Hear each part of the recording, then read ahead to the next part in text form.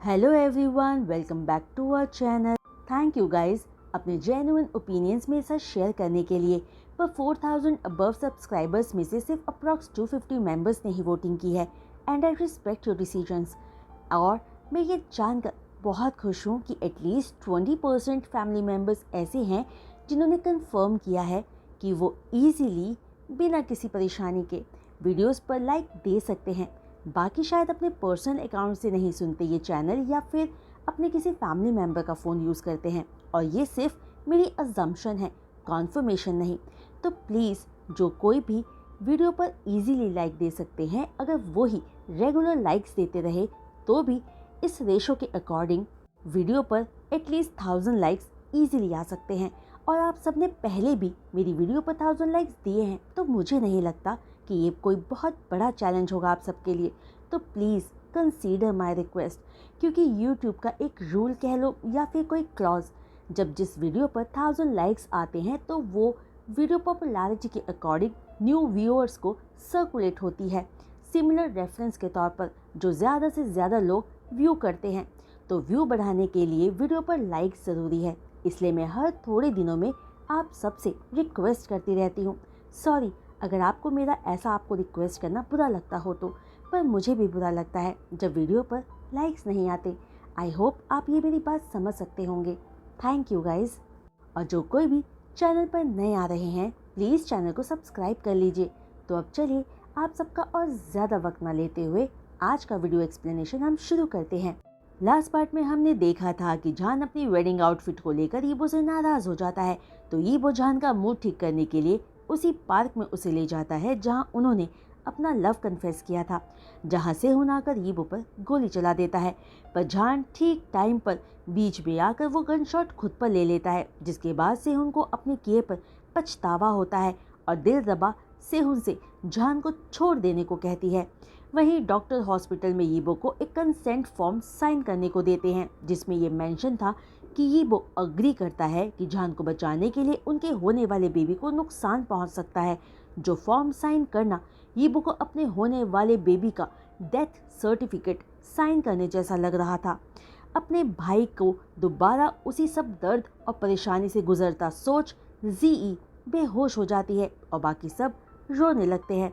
जिस consent form को लेकर डॉक्टर वापस ऑपरेटिंग रूम के अंदर चले जाते हैं। वहीं 3 घंटों के लॉन्ग ऑपरेशन के बाद एक एक करके डॉक्टर बाहर आते हैं।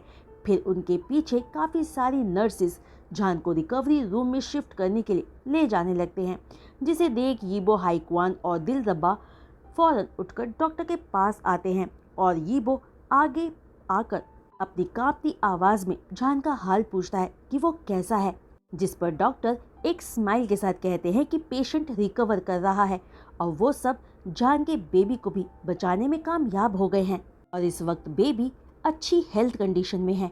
ये कहकर डॉक्टर यीबो को कॉन्ग्रेचुलेट करते हैं और वहां से चले जाते हैं, जिसे सुनते ही अपनी रोती आंखों के साथ यीबो एक बड़ी सी स्माइल अपने चेहरे पर लाकर हाईक्वान को गले लगाकर कहने लगता है कि उनका बेबी सेफ है, वो बच गया। जिसे सुनकर दिलरबा के चेहरे पर भी स्माइल आ जाती है। अब हॉस्पिटल में रहते हुए जान को 3 दिन हो चुके थे।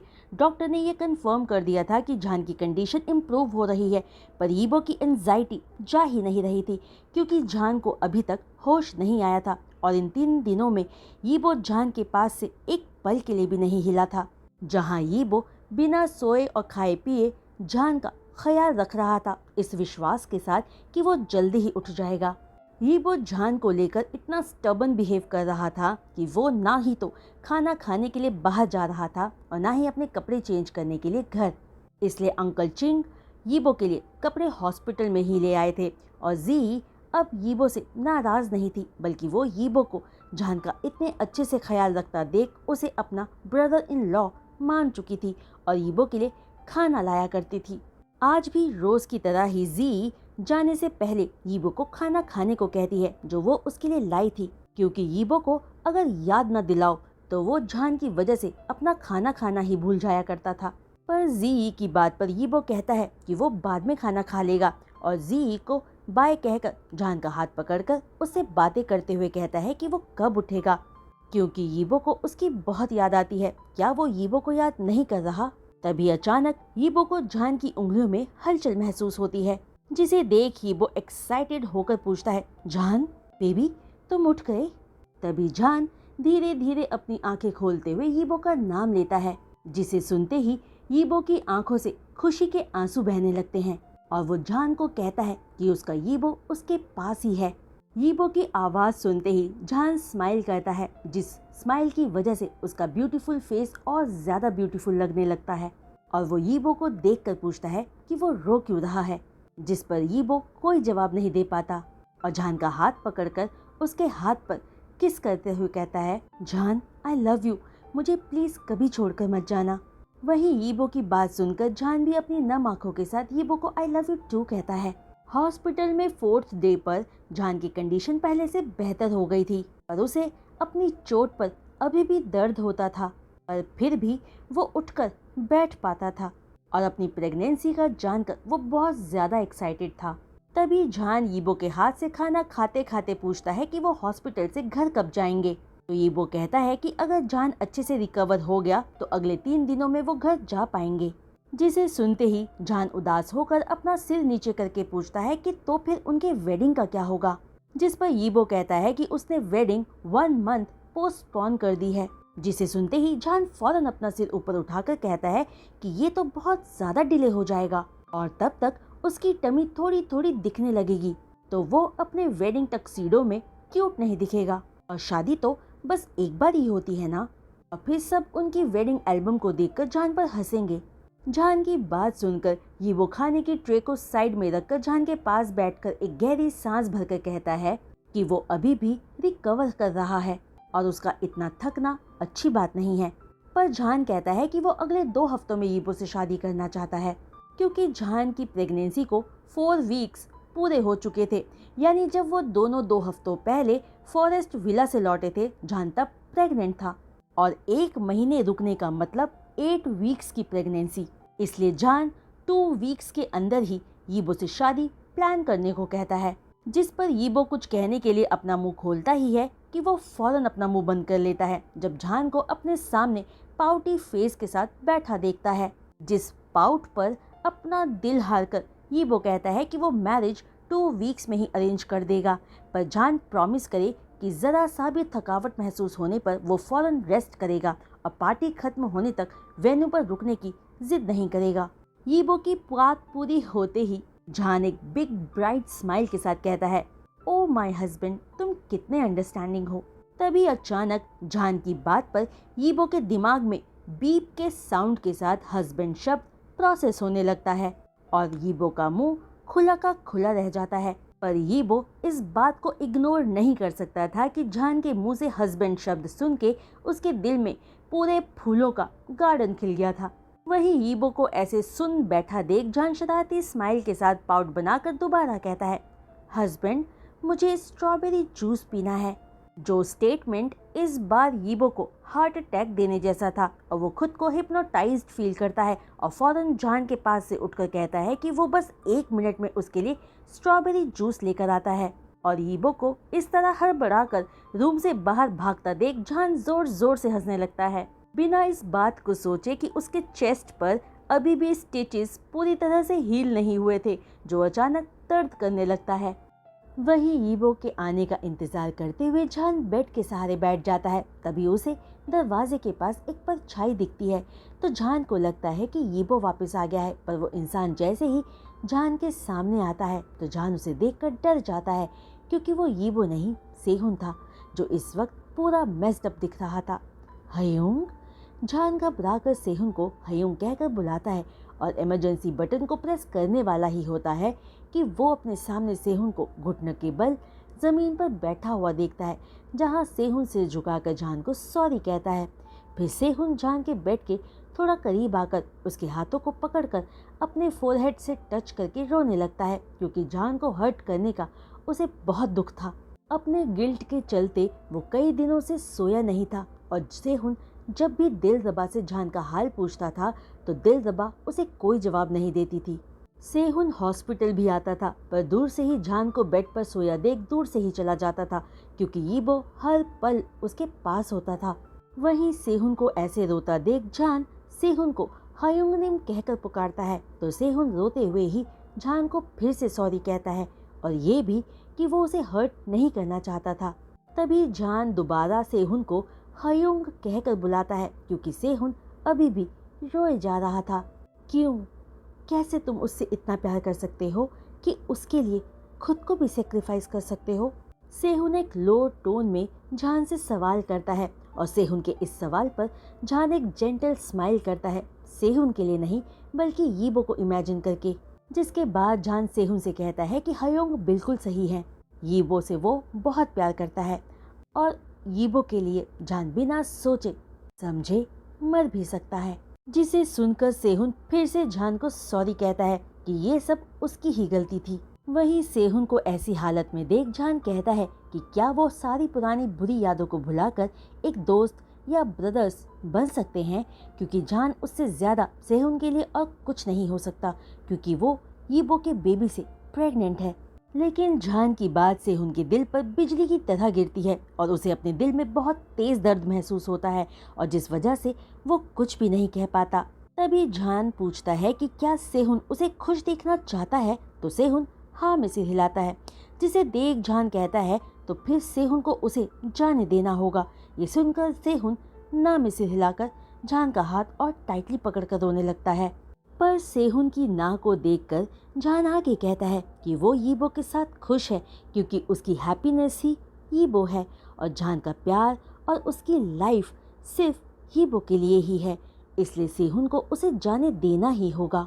जान की बातों से सेहुन को बहुत ज़्यादा तकलीफ हो रही थी, पर वो समझ गया था कि जान उसके लिए शॉन दोबारा कभी नहीं बनेगा और शाओजा सेहुन को कभी प्यार कर ही नहीं पाएगा। जिसे सोचते हुए फाइनली सेहुन हाँ में सिर हिला देता है। जिसे देखकर जान एक स्वीट से स्माइल के साथ अपना एक हाथ सेहुन के हाथ से छुड़ाकर सेहुन के आंसू को पोंछते हुए सेहुन को थैंक यू और गुड बाय कहता है। जहां जान के ब्यूटीफुल फेस पर स्वीट स्माइल को देखकर सेहुन को रियलाइज्ड होता है कि ये उसकी शॉन से आखिरी मुलाकात है।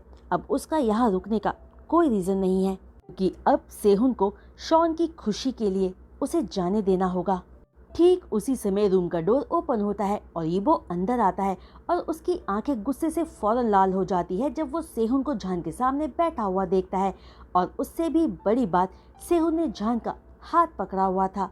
तभी बिना वक्त गंवाए यीबो सेहुन को उसके कॉलर से पकड़कर उसके मुंह पर एक पंच मारने ही वाला होता है कि जान चीख कर यीबो को रुकने के लिए कहता है। जहां जान की आवाज सुनते ही यीबो के हाथ बीच हवा में ही रुक जाते हैं और वो जान को घूर कर देखते हुए पूछता है कि सेहुन के इतना सब कुछ करने के बाद भी जान उसे डिफेंड कर रहा है। वहीं सेहुन का यीबो से लड़ने का कोई इरादा नहीं था क्योंकि वो जानता था कि वो यीबो से पिटना डिजर्व करता है क्योंकि उसने जान को हर्ट किया था।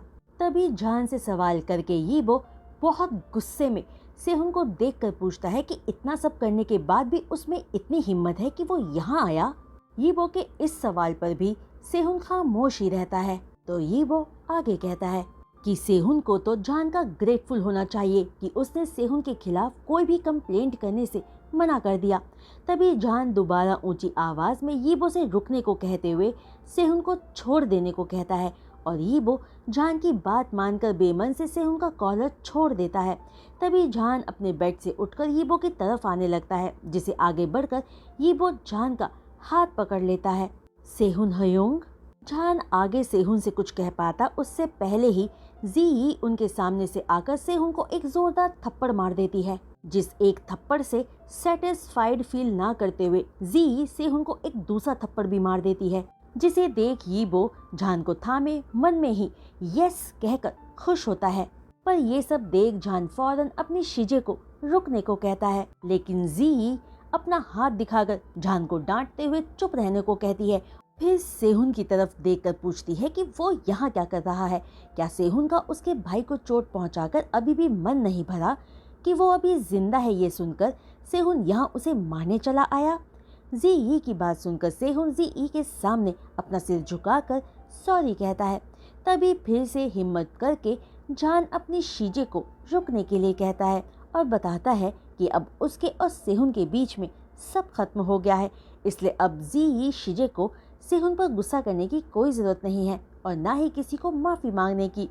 जान को अपने फेवर में बोलता सुनकर सेहुन उदास होकर सैड आईज से जान की तरफ देखता है और उसकी आंखों में आंसू आ जाते हैं, पर सेहुन किसी से कुछ नहीं बोल पाता। तभी जान कोरियन लैंग्वेज में सेहुन को गुड बाय कहता है, जिसे सुनकर सेहुन 2 कदम पीछे हटकर जान से नम आंखों के साथ कोरियन लैंग्वेज में ही जवाब देता है, Shawn I love you so much. और ये कहकर सेहुन एग्जिट की तरफ मुड़ जाता है तो पीछे से जान सेम लैंग्वेज में कहता है, hyung sorry, thank you so much and goodbye. जिसे सुनकर बिना पीछे मुड़े सेहुन अपने शॉन को, अपनी होप्स को, अपने प्यार, अपने ऑब्सेशन 2 सालों के साथ को पीछे छोड़कर वहाँ से चला जाता है। बस वो उन 2 सालों की उन अच्छी यादों को अपने साथ रखता है जिन्हें शायद वो कभी नहीं भूल पाएगा। वहीं 3 दिन बाद जान हॉस्पिटल से डिस्चार्ज होकर वोंग मैंशन आता है, जहां यीबो की रिक्वेस्ट पर जीई और आचिंग ने मिलकर जान के लिए सरप्राइज वेलकम पार्टी अरेंज करी थी। और जान जैसे ही यीबो के साथ घर में एंटर करता है, सारे के सारे सरप्राइज कहकर जान का वेलकम करते हैं, जिसे देख जान बहुत खुश होता है क्योंकि वहाँ जीई, आचिंग और यानली के अलावा हाइक्वान, श्वानलू, म्या और स्टीव भी थे, जिनके बीच रहकर जान को बहुत अच्छा फील होता है कि अब जान उन लोगों के बीच था जो उसके अपने थे और उससे बहुत प्यार करते थे। वहीं सारे के सारे पार्टी बहुत एंजॉय करते हैं और अच्छा सा साथ में खाना खाते हैं। फिर खाने के बाद लिविंग रूम में बैठकर बहुत सारी बातें करते हैं, जहां सबके साथ बातें करते हुए जान के फेस से स्माइल जा ही नहीं रही थी, क्योंकि गोली लगने के बाद जान को लगा था कि वो बच नहीं पाएगा, पर वो आज सबके साथ था, जिसके लिए जान गॉड का थैंकफुल था। तभी जान यीबो की तरफ देखता है, जिसे देखकर जान समझ रहा था कि बेशक यीबो स्माइल कर रहा है, पर कोई बात थी जो शायद यीबो को परेशान कर रही थी, जो बात शायद जान अच्छे से जानता था। वही रात को पार्टी ओवर होने के बाद जीई और आचिंग को छोड़कर सब अपने अपने घर चले जाते हैं और अपनी शीजे को गेस्ट रूम में छोड़कर जान जब अपने रूम में आता है तो उसे यीबो बेड पर बैठा कुछ सोचता हुआ मिलता है, जहां जान की प्रेजेंस को फील करके यीबो जान की तरफ देखकर स्माइल करता है, पर जान यीबो को देखकर पूछता है कि क्या यीबो ने उसे कांटेक्ट किया, जिस पर यीबो कहता है कि उसने किया था पर डेरेन ने फोन पिक नहीं किया। जिसे सुनकर जान यीबो से डेरेन का नंबर लेकर अपने सेलफोन से उसका नंबर डायल करता है, जिसे पहले तो डेरेन पिक नहीं करता, लेकिन जान के कई बार कॉल करने पर फाइनली फोन कॉल रिसीव करके अनॉयड टोन में डेरेन पूछता है कि उसे कौन परेशान कर रहा है। तो गाइज, आज का ये वीडियो एक्सप्लेनेशन मैं यही रोकती हूँ और उम्मीद करती हूँ कि आप सबको आज का ये वीडियो एक्सप्लेनेशन पसंद आया होगा। फाइनली जान भी सेफ है और जान का बेबी भी सेफ है और जान की खुशियाँ अब उसके पास पूरी तरह से लौट आई हैं। अब जल्दी ही इस एफएफ की भी हैप्पी एंडिंग होने वाली है। तो बस अगर आपको आज की ये स्टोरी पसंद आई हो, I mean वीडियो एक्सप्लेनेशन पसंद आया हो, तो इस वीडियो पर अपने लाइक्स ज़रूर दीजिएगा और जो भी चैनल पर नए आ रहे हैं चैनल को सब्सक्राइब और बेल आइकन को हिट करना बिल्कुल भी मत भूलिएगा। बस आज के लिए इतना ही। मैं जल्द लौटूंगी नेक्स्ट वीडियो एक्सप्लेनेशन के साथ। तब तक के लिए बाय।